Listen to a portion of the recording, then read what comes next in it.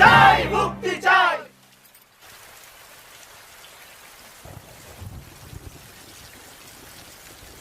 কেমন আছো?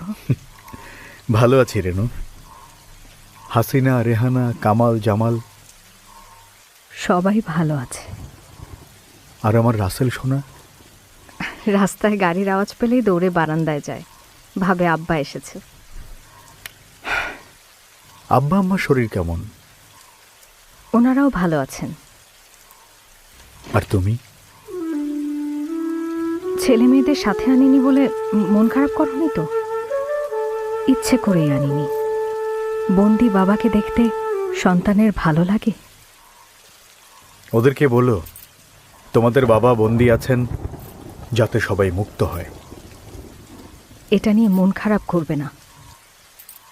আমি তোমাকে দেশের জন্য উৎসর্গ করেছি। খাতা কলম আবার লিখতে শুরু করো। এত কি লিখবেন মুজিব সাহেব? কয়দিনই বা দুনিয়া। টিপু সুলতানের ওই কথাটা শোনেননি? শেয়ালের মতো 100 বছর বাঁচার চাইতে সিংহের মতো একদিন বাঁচাও ভালো। আমাকে নিয়ে ভেবো না Renu. I was born to suffer. জীবন মৃত্যুর সন্ধিক্ষণে থেকেও ফাঁসির দড়ি হাতে নিয়েও সত্য বলতে ভয় পাই না।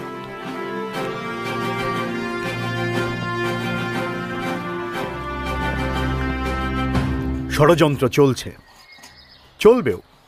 আমার ফাঁসি হয়ে যাবে, ভয় পাই না। ষড়যন্ত্র যত শক্তিশালী হোক সেটা মিথ্যা। জনতার শক্তির উপর আমার বিশ্বাস আছে। ধন্যবাদ পল্লী সম্রাট আব্বাস ভাই। ষড়যন্ত্রের গন্ধটা পাকিস্তানের শুরুতেই আপনি পেয়েছিলেন।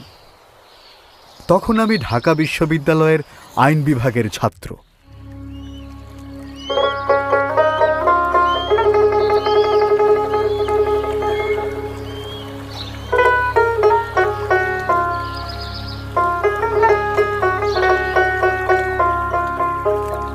নদীর কুল না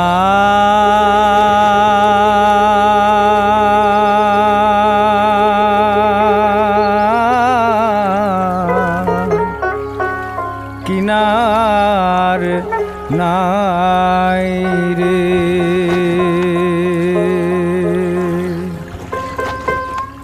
আমি কোন কুল হতে